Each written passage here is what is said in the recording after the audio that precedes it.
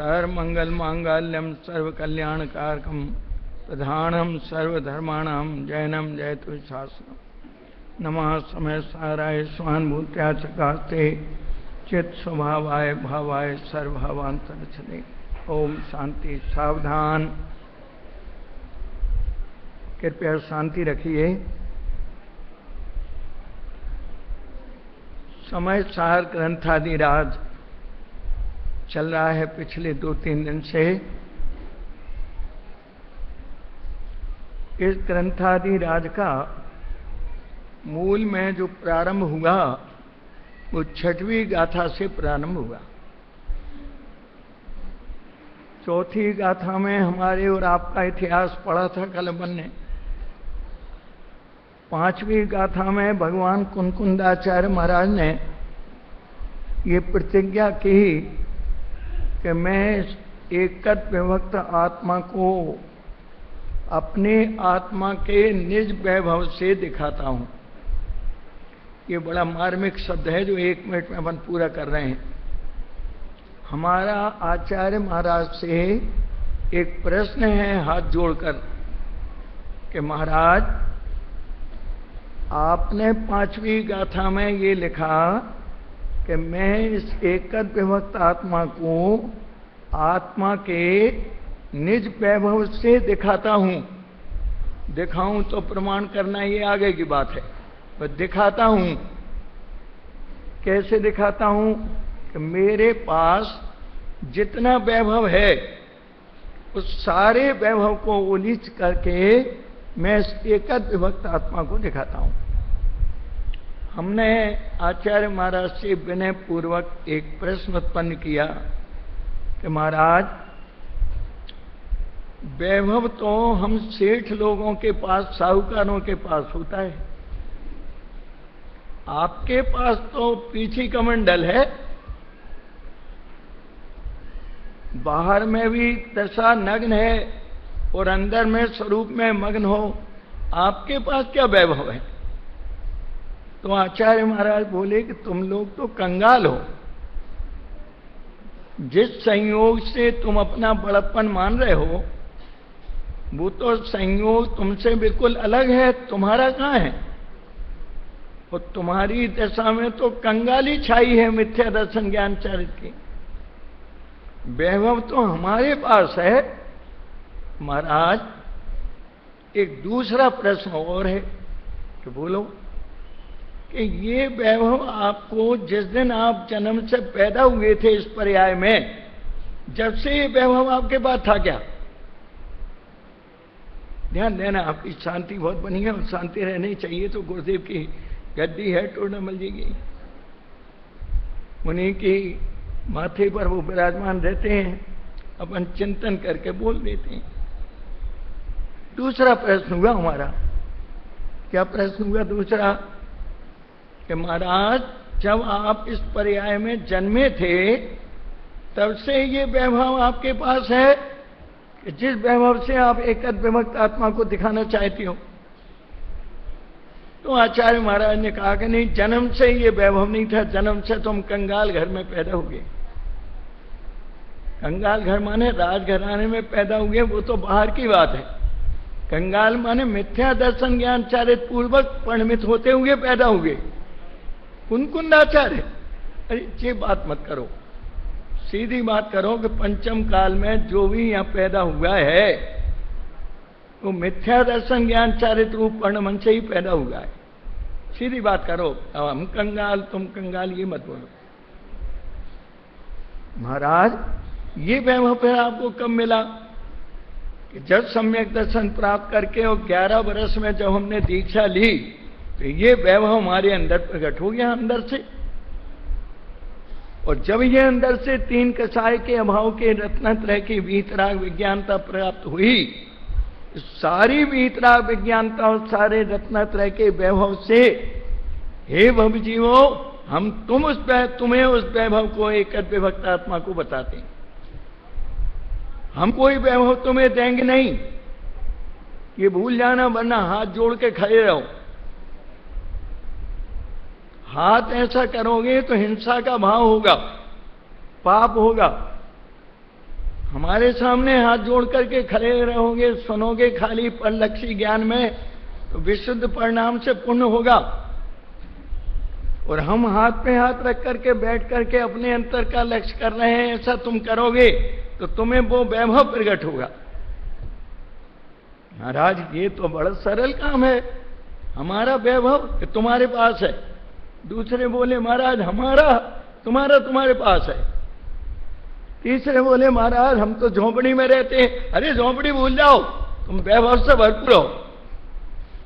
और ये लोग प्रसन्न हो रहे, तो रो रहे थे लोग, भैया ये तो बड़े आदमी है, झोंपड़ी में रहते। और आचार्य महाराज ने कहा मैं सत्यव्रत महाव्रत का धारी हूं, 9 कोटि से झूठ बोलने का त्याग है, भाषा समिति मेरे पास है, और तुम सब वैभव से संपन्न हो। केवल इतनी सी बात है कि इस वैभव को भूले हो, इसलिए तुम कंगाल दशा में दिख रहे हो। महाराज हम तो निहाल हो गए। अरे अभी तो सुन के ही इतनी तुम्हें प्रसन्नता हो रही है, तो तुम्हारे जीवन में वो वैभव जब प्रकट होगा तब तुम्हें कितनी प्रसन्नता होगी, जरा विचार करो। अरे झोंपड़ी में रहते हैं, महल में रहते हैं, ये बंगलों में रहते हैं, ये बात भूल जाओ। सबके पास तुम्हारे पास अनंत अनंत वैभव है। हम तुम्हें दिखाने की बात कर रहे हैं। हमने क्या लिखा है, मैं इस एक विभक्त आत्मा के वैभव को अपने निज वैभव से दिखाऊंगा। आगे हमारी बात लिखी गई, दिखाऊं तो प्रमाण करना, छल ग्रहण मत करना, क्योंकि मैं तुम कहोगे महाराज वो कामा रह गया इसमें, और तुम बहुत प्रकांड विद्वान मत बनना, कामा पुलिस था मत देखना, ये अनुभव की कला देखना, इसमें कामा ध्यान नहीं दिया जाता। नहीं तो तुम शास्त्री होकर के और महाराज ये गलती रह गई इसमें, ये मत बताना, इस पर मेरा ध्यान नहीं है, इसलिए मैं फालतू काम में कहीं चूक जाऊं तो ध्यान मत देना, मेरे अभिप्राय को समझना। कितनी सुंदर गाथा। गुरुदेव तो छठी का लेख से शब्द बोलते थे। प्रारंभ किया एक गाथा में पूरा समय सार का मर्म प्रारंभ से खोला, प्रारंभ से। महाराज बाद में बता देते, क्या मालूम बता पाते कि नहीं बता पाते, इसलिए पहले ही बता दो। शिष्य सामने बैठा था, अब ये गाथा प्रारंभ की। ब्रह्मदत्त चंद्राचार्य महाराज ने इसका हेडिंग डाला। अब शिष्य ये प्रश्न पूछता है कि वो आत्मा कौन है महाराज, कि जिसका स्वरूप मुझे जानना चाहिए। देखो आप, ये चतुराई वाला शिष्य है, वरना ये बोलता महाराज आप तो खाने पीने का इंतजाम बताओ, कमाई कैसे हो।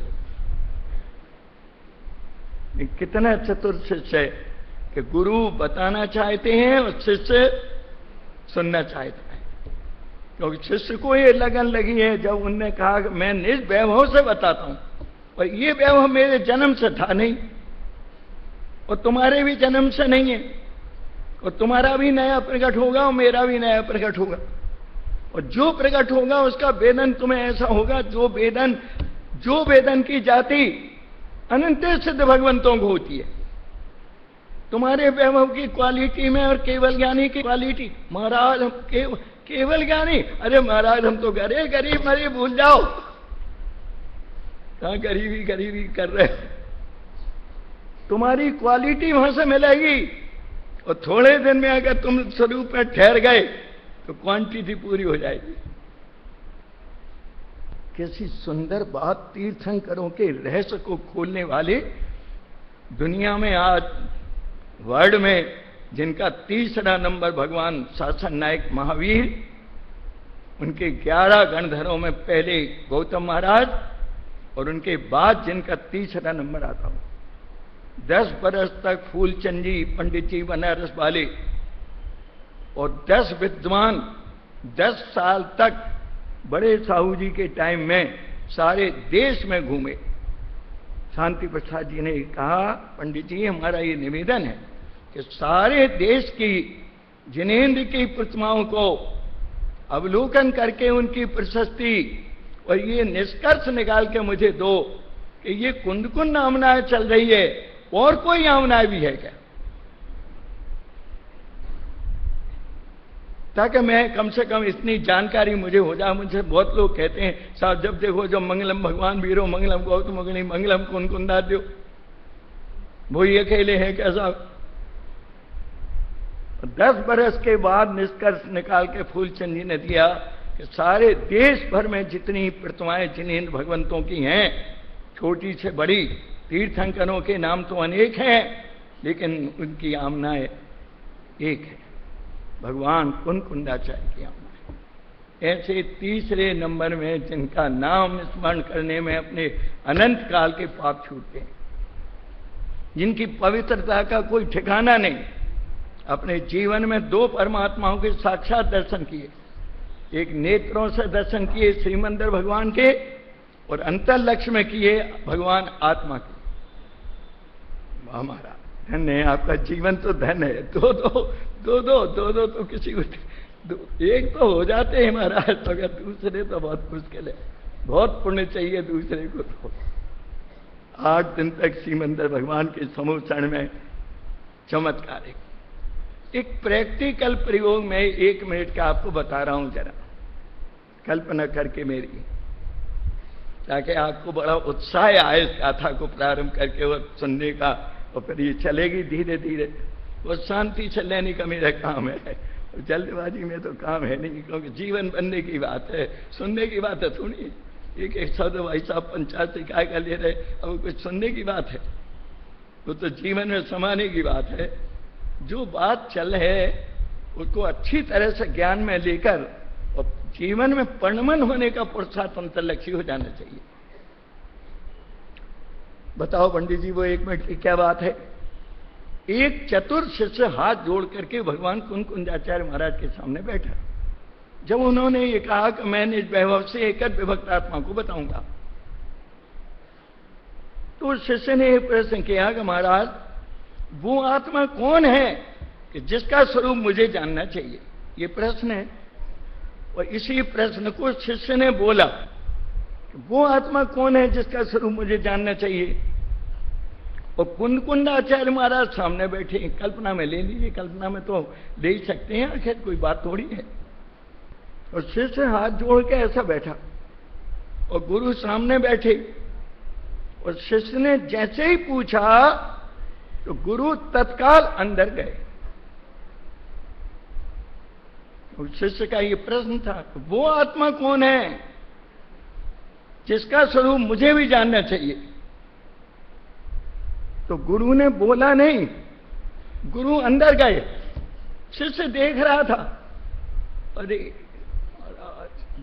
महाराज अच्छा वो आत्मा, वो देख के आए, और देख के जब बाहर निकले, नहीं अप्रमत्त प्रमत्त नहीं, वो एक ज्ञायक भाव है। इस रीत शुद्ध कहा है, अरे वो क्या वो अमेरिका आप गए थे, वो फूलों का बगीचा जो देखा था वो कैसा है। अरे तुम बात मत करो, बात मत करो, वो तो नहीं साहब उसकी सुगंध कैसी है। अरे तुम बोलो मत, तुम तो ये तो बाहर की बात है, टीम टाम की। तो फूलों का बगीचा कैसा है और उसकी सुगंध कैसी है, वो नहीं बोल पा रहे। तो वो तो आचार्य महाराज ने जो बोला, तो इतना चतुर शिष्य बैठा था कि फट से अंतर लक्ष्य किया, और अंतर लक्ष्य करके बोला महाराज। तो आचार्य महाराज बोले बोलो मत, काम बन गया, अब तुम्हें मुक्ति जाने से कोई रोक सकता नहीं, जाओ, हो गया काम। जिधर हम देख रहे थे तुमने उधर देखने की विधि सीखी कि वो आत्मा दिखाना है तो आंखों से नहीं देखा जाता, दुनिया को देख के नहीं देखा जाता, तो अपने को देख के देखा जाता है। और हम अपने को देख रहे थे तो तुम हमें देख रहे थे, और जब हमने तुमसे बोला तो तुम अपने को देखने लगे। और जब अपने को देखने लगे तो वो आंशिक वैभव तुम्हें अभी प्रकट हो गया, उसी क्वालिटी का जिस क्वालिटी का हमें। हमारी क्वांटिटी ज्यादा है, केवल ज्ञानी की क्वांटिटी पूर्ण है, लेकिन हमारी तुम्हारी क्वालिटी में कोई अंतर नहीं। अब तुम्हें तत्वों का सच्चा श्रद्धान हो गया, क्योंकि तुम्हारी पर्याय में संवर प्रकट हो गया, और संवर मुक्ति का नमूना है। हम आपसे पूछें, गुरु जी हमारे आचार्य महाराज, तुम्हें देव की श्रद्धा है? हम क्या बोले? है साहब। अरे वो तो नाम की है, जिसे गणित मिथ्या टूटना कहते हैं। तुम्हें भाव श्रद्धान है कि नहीं? कैसा है श्रद्धा? महाराज अनंत चतुर्थ के धनी होते हैं, भगवान रत्नत्रय की पूर्णता होती है, अनंत अवस्था में परमात्मा एक शरीर होता है, चार घातीय कर्म। अरे फालतू बात मत करो, ये तो बाल बोध पाठमाला सुना रहे हो तुम। हम पूछ रहे हैं कि तुम्हें श्रद्धान है क्या? कि महाराज ये जो संत लक्ष्य करके आया ऐसे श्रद्धान है क्या? ये तो पढ़ा लिखा भी नहीं है, घातिया कर्म के नाम नहीं जानता, ये नाम नहीं जानता, भाव जानता है, और इसको श्रद्धान है, क्योंकि संवर लेके आया है। और संवर मुक्ति का नमूना है। बड़ी बड़ी मंडियों में हम लोग जाते हैं, सेठ लोग, हमसे मतलब सेठ लोग, और गेहूं के बोरे ले लेकर के मंडियों में लोग आते हैं, और परखी उनके हाथ में रहती है, और परखी डाली उनने 500 रुपया, 600, 700, इधर नमूने देखते जा रहे हैं, और उसमें कहीं गलत निकला तो गलत कैसे निकला? उसी बोरी का तो नमूना है। शक्कर की दुकान पे गए, भैया शक्कर देना, वो सामने वाले ने कहा देख लो आप, ABCD ये रखी है, कौन सी चाहिए?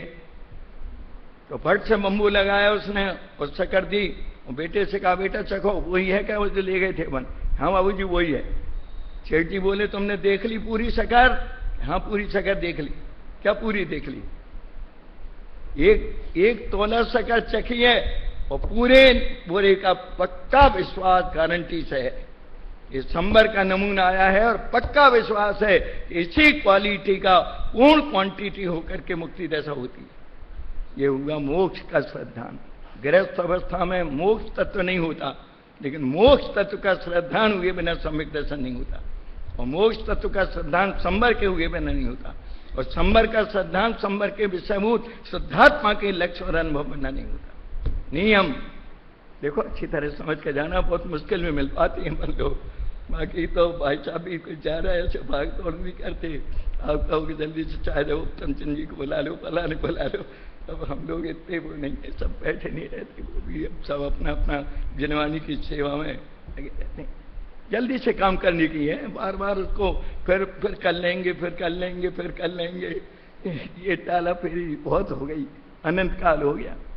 अगर आचार्य महाराज हमसे बैठ के ये पूछें अभी 1 मिनट कि एक बात बताओ, कि बोलो महाराज कि कितने काल से तुम भ्रमण कर रहे हो? कि महाराज अनंत काल हो गया, अनंत 24 हो गई, अनंत परावर्तन हो गए।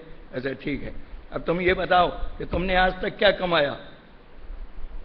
तो मूर्ख हो कोई, तुम्हारा जो 3 फ्लैट वहां है, 2 अमेरिका में, 3 लंदन में, पागल आदमी। हम पूछ रहे हैं तुमने क्या कमाया तुम्हारी पर्याय में, और फ्लैट बता रहा है जे कमाया। ये कमाई है? अरे ये तो पाप पुण्य को गमाया है, पाप को कमाया है, नरकों का दरवाजा खोला है। हम पूछ रहे हैं तुमने क्या कमाया? एक समझदार बैठा था बगल में, बोले महाराज कुछ नहीं कमाया, जैसे निगोद से अज्ञान लेके निकले थे ऐसे ही अज्ञान लेके चले आ रहे हैं, और अगर कहीं भेद विज्ञान आत्मज्ञान प्रकट ना किया तो अज्ञान लेके ही चले जाएंगे और अनंत काल तक भटकेंगे। शाबाश, कम से कम इतना ज्ञान तो हुआ तुम्हें कि कुछ नहीं कमाया, अनंत काल का जीवन बीता आपको, और हमें शर्म आना चाहिए। अगर आचार्य महाराज हमसे पूछ रहे हैं क्या कमाया तुमने, बोलो बोलो अनंत काल में क्या कमाया? 10-50 बरस में तो तुम बता रहे हो इतनी जगह कमा ली, इतना सोना चांदी कमा लिया। अरे तुमने क्या कमाया तुम्हारी अवस्था में? अब हम क्या बताएं क्या कमाया? इस पर्याय में अज्ञान लेके आए, अज्ञान लेके जाने की तैयारी है, मिथ्यात लेके आए, मिथ्यात लेके जाना है, कसाय लेके आए, कसाय लेके जाना है। कमाई क्या हुई? और बीच में से पुण्य लेके आए थे उसको गमा दिया, और आरंभ में फंसे हैं तो पाप को कमा लिया, और नरकों का दरवाजा खोल लिया, ये कमाया। और बड़ी समस्या का समाधान है। देखो, जड़वाणी से प्रेरणा लेने की बात है, ये सब गुरुदेव का प्रताप है। अपन तो क्या बोल भी पाते। आत्मा नाम नहीं सुना था 1960 पहली जनवरी को आत्मा नाम सुना। हमने कहा ये भगवान आत्मा, भगवान तो महा श्रीमंदर भगवान विराजमान है सोनगढ़ में, यहाँ कहाँ भगवान है। और फिर गुरुदेव बोल रहे ये सब भगवान बैठे हैं। अरे महाराज, पहला तो नाम ही नहीं सुना जिंदगी में कभी। चलो, वो आत्मा कौन है जिसका स्वरूप जानना चाहिए? प्रश्न है। महाराज, आप उत्तर देने के पहले मेरा एक निवेदन है, बोलो कि आप ये उत्तर मत देना महाराज कि वो आत्मा दो तरह का है। ये मैंने आगम में पढ़ लिया कि वो आत्मा दो तरह का है, एक संसारी है और एक सिद्ध है। मुझे तो वो आत्मा बताओ जिस आत्मा के जानते ही संसार मिटता है और सिद्ध अवस्था अल्पकाल में प्रकट होती है। वो आत्मा बताओ। आप ऐसा मत बोलना महाराज, वो आत्मा तीन तरह का है, एक बहिरात्मा, एक अंतरात्मा, एक परमात्मा। महाराज, ये तो मैंने आगम में पढ़ा है कि आत्मा तीन प्रकार का होता है दशाओं में। मुझे तो वो आत्मा सीखना है, जानना है, अनुभव करना है कि जिस आत्मा के अनुभव होते ही बहिरात्मा अवस्था टूटती है, अंतरात्मा प्रकट होता है और अल्पकाल में परमात्मा बनता है। वो आत्मा कौन सा है? देखो, आपसे कितना चतुर है महाराज। आप ये जवाब मत देना कि वो आत्मा दो तरह का है, एक तरस और स्थावर। महाराज, वो आत्मा बताओ आप तो कि जिस आत्मा को पहचानते ही न तरस गति में जाना पड़ता, न स्थावर गति में जाना पड़ता, गति रहित होकर के ध्रुव गति को प्राप्त हो जाता है। वो आत्मा कौन सा है? अब आप देखो क्या चतुर शिष्य भी कैसा मिला है, बताओ। गुरु भी सोच रहे होंगे कि कितना पात्र शिष्य है, वरना आचार्य महाराज कुछ कहते तो अच्छा, तो हम वो ही आत्मा बताएंगे। वो आत्मा कौन है जिसका स्वरूप मुझे जानना चाहिए? वो आत्मा बताओ महाराज। ये आत्मा तो मैंने सुने 10 प्राण से जीता है, 5 इंद्रिय वाला है, और त्रैस से स्थावर है, वो बहिरात्मा, अंतरात्मा, परमात्मा है। ये तो मैंने सुना है, मुझे तो वो आत्मा बताओ महाराज। अब आचार्य महाराज बोले कि वो आत्मा अगर सुनना है तो सुनो, कि नहीं अप्रमत्त नहीं, नास्ती कर दी। तुमने इन 14 गुण स्थानों में एक दशा भी अपना स्वरूप माना है तो आज इस भ्रांति को माचिस लगाओ और गुणस्थानातीत आत्मा से पार एक जो ज्ञायक भाव, परम पारणामिक भाव, नियम सार में जिसे कारण परमात्मा कहा, तत्वार्थ सूत्र में जिसे परम पारणामिक भाव कहा, समय सार में भगवान कुंदाचार्य महाराज जिसे ज्ञायक भाव बोलते हैं, 11 नंबर की गाथा में जिसे भूतार स्वभाव बोला जाता है, वो आत्मा को तुम जानो। बहुत बड़ी विचित्र बात महाराज। एक प्रश्न है कि सारे दुखों से कैसे छूटा जाएगा? एक दुख हो तो बात करूं मैं, आत्मा एक है और दुख अनेक हैं। मैंने शास्त्र में पढ़ा है, असंख्यात लोक प्रमाण कसाय भाव है महाराज। अब मेरे कितनी कसाय बैठी है मैंने पढ़ा है महाराज। अनंतान मंदी, अप्रत्यख्यान, प्रत्यख्यान, संजुलन, 9 कसाय। महाराज देखो तो आप देख लो खुद ही। आचार्य महाराज कह रहे हैं हमें मत दिखाओ, तुम्हें हम वो आत्मा बता रहे हैं, तुम उसको जानो कि जिसके जानते और अनुभव होते ही अनंत विभाव का अभाव होने का काम होकर के स्वाभाविक दशा प्रारंभ होती है, वृद्धि होती है, पूर्णता होती है। तुम्हें बार बार बोलते हो महाराज वो मिथ्या अवस्था छूटेगी कैसे, अवृत कैसे छूटेगी, प्रमाद कैसे छूटेगा, कसाय कैसे छूटेगी, योग कैसे छूटेगा। महाराज इतना बड़ा संसार समुद्र है, उसको कैसे पार होंगे? इधर बैठे महाराज और उधर जाना है। तो आचार्य महाराज बोले घबराओ मत, मिथ्यात्व से लेकर के योग तक के अभाव करने के लिए एक चीज काफी है, विभाव है अनंते और स्वभाव है एक। वाह महाराज, मेरा तो मैं तो निर्भर हो गया। भैया ज्यादा ये देखो वो देखो, वहां चलो वहां चलो, अब तो यहां चलो। एक एक क्षण मुझे तो अब एक ही काम रह गया महाराज, भाई एक ही काम है तुम्हारे जिम्मे। तुम ये चिंता छोड़ दो कि महाराज मैंने सारे गुण स्थानों के नाम याद कर रखे हैं, 148 प्रकृति का नाम याद है, किस गुण स्थान में कितनी प्रकृति बनती है मुझे सब याद है। लेकिन महाराज जब मैं जिनवाणी से पूछता हूं तो जिनवाणी कहती है अरे सब याद हुआ तो क्या हुआ, गुण स्थान तो पहला का पहला ही है।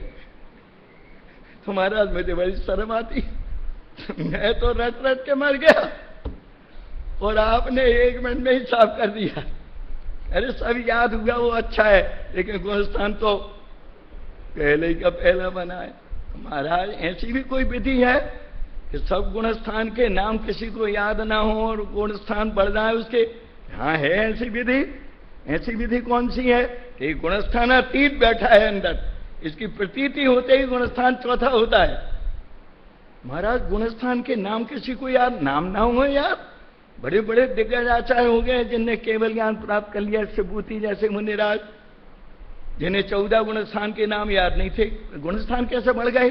गुणस्थान अतीत की अंतर्दृष्टि हुई और गुणस्थान बढ़ गया, और गुणस्थान अतीत आत्मा में स्थिरता हुई तो गुणस्थान और बढ़ गया, और गुणस्थान पूर्ण होकर के केवल ज्ञान की प्राप्ति हो गई। अरे महाराज मेरा जीवन तो बड़ा धन हो गया, कितना निर्भर, कितना निर्भर। सारे विभाव का अभाव करने की ताकत एक इस ज्ञायक भाव की दृष्टि ज्ञान आराधना में है। इस एक काम में लग जाओ भव्य जीवो, बाकी सब काम बंद करो। दुनिया में पूजा करो, पाठ करो, स्वाध्याय करो, चिंतन करो, आगम का अध्ययन करो, सब काम करो, इस एक काम के लिए करो। एक को भूल करके करोगे तो भूले रहोगे, चतुर्गति में भटकोगे, और एक को लक्ष्य में लेकर के सब पढ़ोगे और सब काम करोगे तो अल्पकाल में छुट्टी हो जाएगी। एक बार पूजा करने की जरूरत है, दूसरे भव में पूजा नहीं करना पड़ेगी। एक भव में राजा श्रेणिक ने पूजा की है और अंतर लक्ष्य करके सम्यक दर्शन प्राप्त किया है। जो भूतकाल के बहिरात्मा थे, वर्तमान के अंतरात्मा है, भविष्य की 24 के पहले परमात्मा है, पहली पृथ्वी में विराजमान है। 116 वर्ष में निकल के 5 कल्याणक से गुजर के पंचम भाव की आराधना करके पंच परमेष्टि पद में मिलके 5 प्रकार के कर्मबंध को तोड़ के पंचम गति को प्राप्त हो जाएंगे। धन है, जीवन हो तो ये हो, वाह कमाल हो गया। ये भूतकाल के बहिरात्मा, वर्तमान के अंतरात्मा, भविष्य की 24 के प्रथम परमात्मा, वाह ये काय के आश्रय से हो जाएंगे। एक ही जिसको दृष्टि में लिया है, ज्ञान में लिया है, उसी के ध्यान के वश हो जाएंगे। दूसरा कोई काम नहीं है। बाकी सारे जितने काम हैं वे सब बाहरी साधन है इसके, उनको बाहरी साधनों में रह करके ये काम किया जाता है। ये होटलों में बैठ के ये काम नहीं किया जाता, ये अनर्गल प्रवृत्ति, स्वच्छंद प्रवृत्ति करके नहीं किया जाता। लोग हमसे पूछते हैं पंडित जी हमारे यहाँ 3 बजे दिन इम्फाल में हो जाता है और रात हो जाती है, भोजन कब तक करें आप हमें बता दो टाइम। वहाँ 3 बजे रात हो जाती है, कहीं 6 बजे हो जाती है। हम विदेश में जाते हैं तो वहाँ इतने बजे हो जाती है। हमने कहा तुम सब चिंता छोड़ दो, एक बात ध्यान रख लो। बोले आज बता दो आप ऐसा मंत्र कितने बजे रात हो हम दिन में भोजन कर लिया करें। हमने कहा हम एक चाबी बता देते हैं तुम्हें कि बता दो कि तुम्हारा संबंध सूरज से जोड़ो, तुम्हें चिंता छोड़ो। सूरज उगे उससे चाबी ले लो, सूरज डूबे उसे चाबी दे दो। घर कोई मेहमान आए तो कहना साहब चाबी नहीं है हमारे पास, चाबी सूरज के पास है, सुबह मिलेगी। अब वो 3 बजे डूबे तो 3 बजे तुम्हारा दिन है, और 7 बजे डूबे तो 7 बजे दिन है, और 9 बजे डूबे तो 9 बजे दिन है। अब तुम्हें कोई तकलीफ की बात रही क्या? बोलो कि पंडित जी अब तो कोई तकलीफ ही नहीं रही, क्योंकि जब चाबी उधर दे दी और चाबी ले ली। अब हमारी हालत ये हो रही है कि चाबी देते नहीं है तो अनर्गल प्रवृत्ति हुए बिना रहती नहीं है। स्वच्छंदता जीवन मंत्र है। देखो भाई ये सब गुरुदेव का अपना कुछ नहीं है, सब चमत्कार इस काल में उस महापुरुष का है और बड़े बड़े दिग्गजों का है। आज उसी के पीछे तो आप हम बैठे। जरा भूल जाओ इस गाय को, कुछ पल्ले में कुछ भी नहीं है, कुछ भी नहीं है। क्या रंग के पाठी भी धक्के खाते रहते। वो आत्मा कौन है जिसका स्वरूप मुझे जानना चाहिए। नास्ती शुरू हो गई। नहीं, अप्रमत्त प्रमत्त नहीं। अप्रमत्त 7 से 14, प्रमत्त 1 से 6। इसका अर्थ क्या निकला पंडित जी? ये बोलो आप। इसका अर्थ ये निकला कि पहले गुण स्थान में जितने संख्यात लोक प्रमाण भाव हैं वे सब इस आत्मा के स्वभाव से भिन्न है। दूसरे गुण स्थान में साधन में भिन्न है। मिश्र में जो भी परिणाम होते हैं वो सब भिन्न है। अवरत दशा में जो होते हैं वे भिन्न है। देश व्रत में भिन्न है, प्रमत्व व्रत में भिन्न है, अपरमत्व व्रत में भिन्न है, अपूर्वकरण में भिन्न है, अन्वितीकरण में भिन्न है, सूक्ष्म संप्राय में भिन्न है, उपशांत मोह में भिन्न है, क्षीण मोह में भिन्न, सहयोग केवली में भिन्न है, अयोग केवली में जितने परिणाम होते हैं सब परिणामों को एक तरफ रख दो, एक तरफ ज्ञाय को सामने रख दो। धन्य है। परमात्मा तक, परमात्मा को नहीं देख रहे। परमात्मा को सब दिख रहा है, वो छोड़ो। परमात्मा किसी को नहीं देख रहे। परमात्मा एक को देख रहे हैं। एक को देखते देखते जीवन अनंत काल तक चलता है और हम एक को भूल रहे हैं। जरा सी पॉइंट है, अगर चित्त में बैठ जाए आपको पूरे शिविर तक, पूरे शिविर तक। पंडित जी जरा सा क्या है, जरा सा बता दो आप। जरा सा ये है कि हमारे पास एक परिणाम है। परिणाम कितने हैं एक समय में? एक परिणाम है। क्षोभसम ज्ञान का समझ लो कितने परिणाम है? एक परिणाम है ज्ञान का। अब हमारी गलती क्या हो रही है मूल में, जो अनंत दुख हो रहा है कि एक परिणाम है और अवलंबन अनंत हैं। क्या क्या बात समझ में आई? परिणाम एक है और सहारे अनेक के ले रहे हैं। और परमात्मा अनंत सुखी क्यों है कि परिणाम एक आत्मा के अनंत गुण के अनंत परिणाम है भगवान के केवल ज्ञान के। हम एक परिणाम में अनंत सहारे ले रहे हैं और भगवान के अनंत परिणाम एक का अवलंबन लिए हैं। चित्त में बैठ रही क्या आपके? सुनाई बराबर दे रहा है ना? पंडित सुनाई की बात कर रहे हैं आप स्मारक में। अगर कहीं चूक गए भैया तो क्या हम हो क्या आप हो, ठिकाना लगना बहुत मुश्किल है। भले ही राजघराना स्वर्गों में चले जाओ, रत्नों के विमान में चले जाओ, धक्के खाली खाने हैं। क्योंकि अपने घर को भूला हुआ जहां भी रहेगा वहीं दुखी होगा, और अपने घर को पहचानने वाला 7वें नरक में भी रहेगा तो वहीं सुखी होगा। परिणाम एक और अवलंबन अनंत।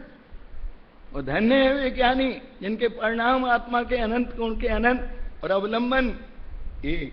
धन्य है एक का अवलंबन अनंत सुखी और अनंतों के अवलंबन पर्याय में अनंत दुखी। ये है दुख और ये है सुख। एक एक परिणाम का हिसाब देना है। जो करना उसको हम और आप करते जाएं। मायाचारी करो, झूठ बोलो, छल कपट करो, चोरी करो, डाका डालो, और अच्छे काम में पूजा का काम करो, पाठ का काम करो, जिनेन की आराधना करो। जो पुण्य भाव है, जो विशुद्ध भाव है, ये पाप भाव है। और जो परिणाम है तो हमारी और आपके साथ, बाहर की बात छोड़ो, बाकी अनंतों के साथ हैं। अनंत निगोरियां उनके साथ भी है। एक एक जीव के साथ एक एक कर्म रूपी कंप्यूटर फिट है। आज की भाषा की बात करना है। एक एक जीव के साथ, हमारे और आपके साथ, अभी वर्तमान की बात कर रहे हैं।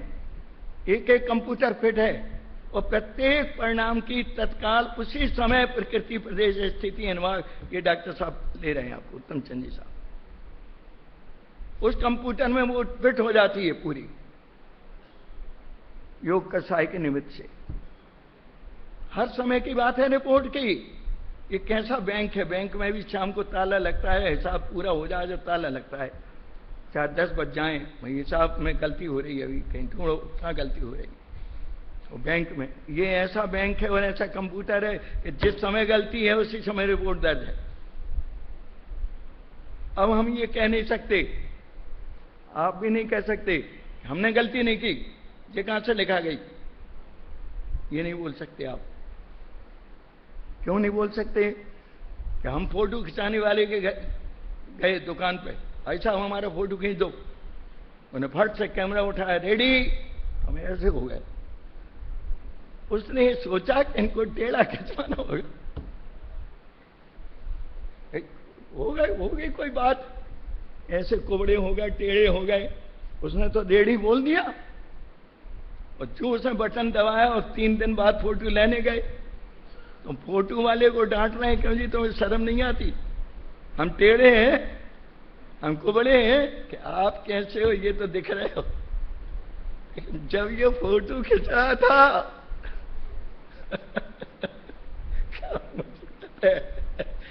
जी तुम कैसे कह सकते हो?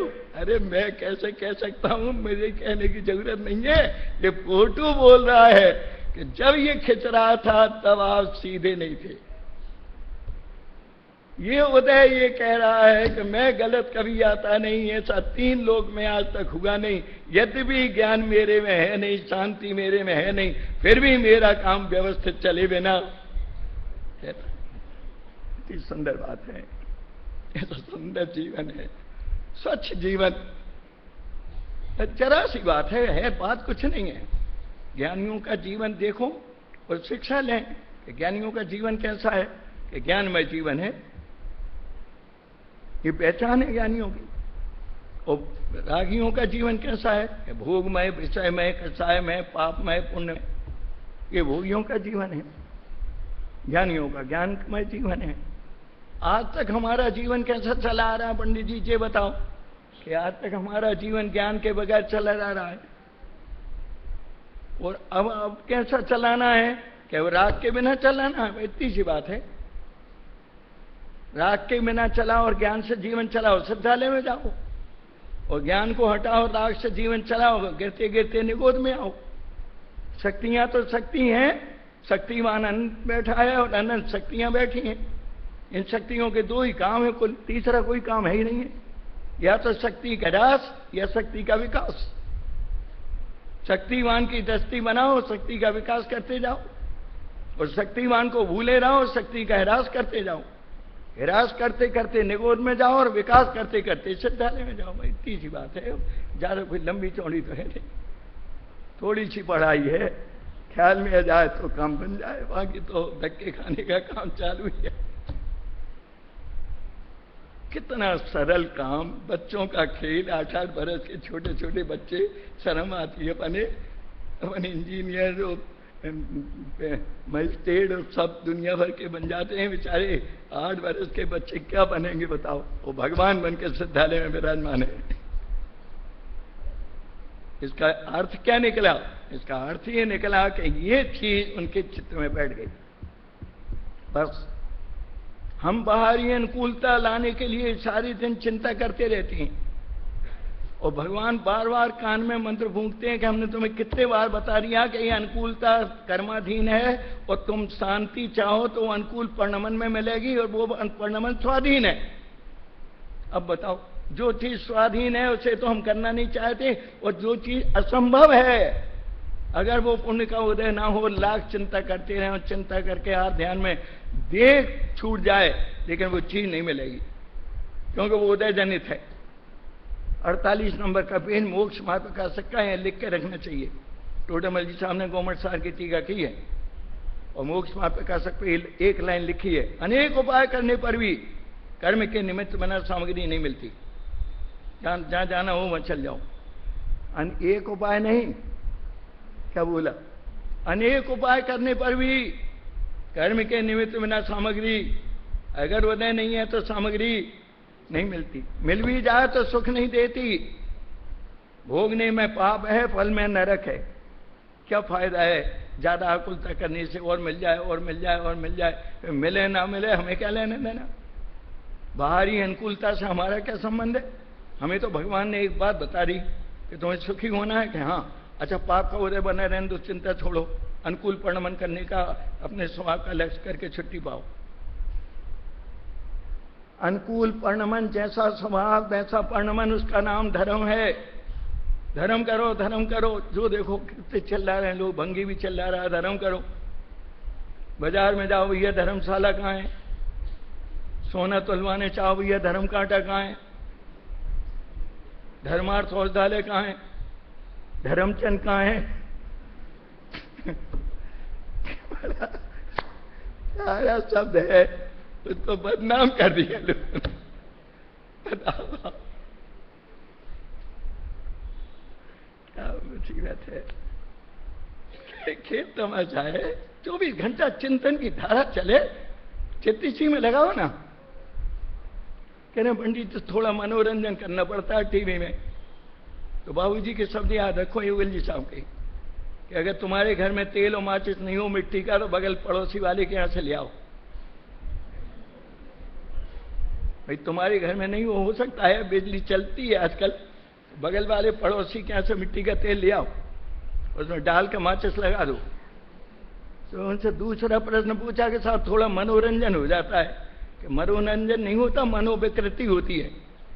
मनोरंजन तो ये वीतरागता से होता है, ये है मनोरंजन का साधन, जिससे मन रंजन होता है, प्रसन्न होता है चित्त।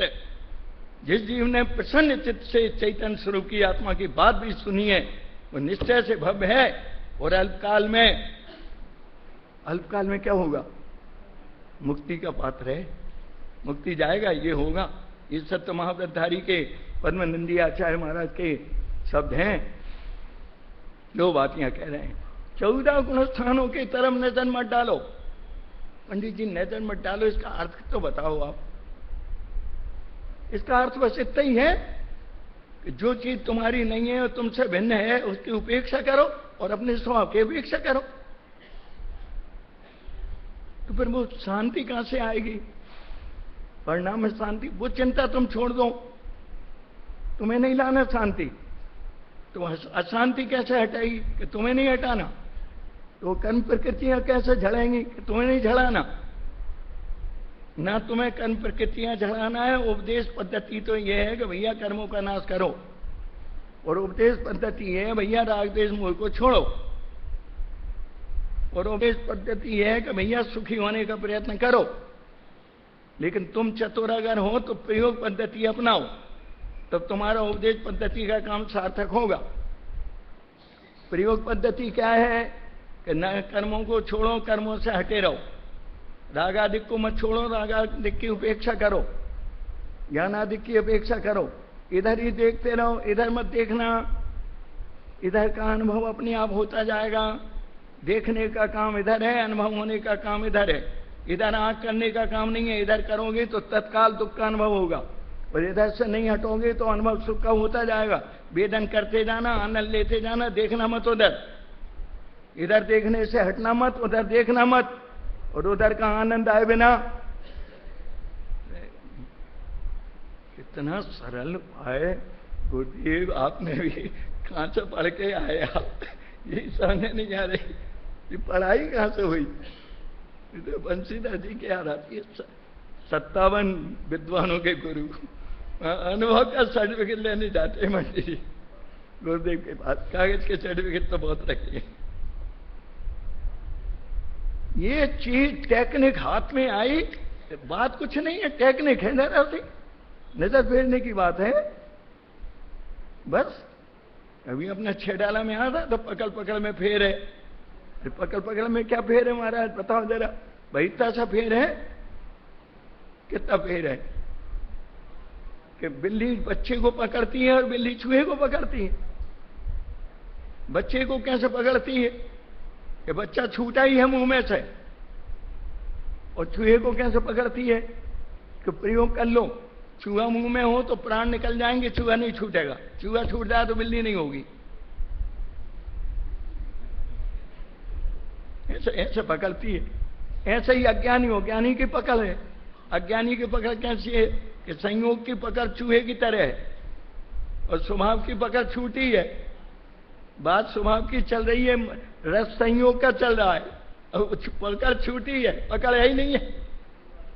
क्योंकि कान से सुन रहे हैं ज्ञान की बात, और ध्यान में है संयोग की बात, चित्त में लेने की बात है। भाई मंत्र है हमारे तो भाई साहब 2-3 घंटा बैठे रहते हैं, चुपचाप आ जाते हैं। रविंद्र जी 3-4 घंटा तक खूब मस्ती से चलता है। ऐसा लगता है कि अरे क्या कमाल है। देखो पंडित जी, देखो पंडित जी, देखो ये बात कुछ नहीं जरा सी। और ज्ञानी की भी पकड़ वही बिल्ली चूहे की तरह। चूहे की पकड़ स्वभाव की ऐसी है कि प्राण निकल जाए लेकिन स्वभाव न छूटे। और संयोग की पकड़ ऐसी है जैसे बिल्ली के बच्चे की है कि पकड़े गृहस्थी में दिख रहे हैं वो कैसे रह रहे हैं कि यही पे करे में न रचे जो जलते हैं भिन्न कमल है, नगर नारी को प्यार ये था कादे में हेम। ये पकड़ ही नहीं है। बड़ा कमाल है। ये है क्या चिंता छोड़ दो आप। पंडित जी बहुत रोग आ गया। अरे देह में रोग आने में स्वतंत्र है और हम और आप भी देह से भिन्न आत्मा का अवलंबन लेने में स्वतंत्र है। अगर रोग आपसे कह रहे कि भैया क्या कर रहे हो, आत्मा का अवलंबन नहीं ले सकते, देह में रोग आ गया, ऐसा है क्या? नहीं है। तो नहीं है तो चिंता किस बात की है? अगर वहां रोग आना स्वतंत्र है तो हम भी देह से भिन्न आत्मा का अनुभव करने में स्वतंत्र है। हमें कौन रोक सकता है बताओ? वो बात यहां कह रहे हैं। प्राण मुझे कहा था 2-3 दिन में अपनी पूरी हो जाएगी। आनंद लेने का काम है और शांति का है। पूरी नास्ती कर दी, पूरी 14 गुण स्थान, सारे मार्गना स्थान, सारे जीव समास। एक तरफ जीव समाज का ज्ञान करो, गुण स्थानों का ज्ञान करो। क्यों करें गुण स्थानों का ज्ञान पंडित जी बताओ आप? इसलिए करो कि दूध लीटरों से नापा जाता है। दूध काय से नपता है? लीटरों से नपता है। बाजार में कपड़ा काय से नपता है? मीटरों से नपता है। आत्मा का अंतर लक्ष्य होने वाला जो वीतरागी परिणाम है वो काय से नपता है? कि गुणस्थान रूपी मीटर से नपता है। भगवान कुंकुंदाचार्य महाराज कौन से गुणस्थान में साहब? ठहरो, 6ठे-7वें में है साहब। और श्रीमंतर भगवान के 13वें में है साहब। काय से नाप रहे हो? काय से नाप रहे हो? अब हमारी दुकान भी खुली है कपड़े की, और भाई साहब आए ग्राहक, भाई साहब 1-2 मीटर कपड़ा देना। क्या बताए, बोलते नहीं बनता। और हम बोल रहे हैं मीटर है, कपड़ा नहीं है। आपके सामने आई कहा नापे 11 अंक का पाठ है, और द्रवलिंग सामने है और नापो मीटर से।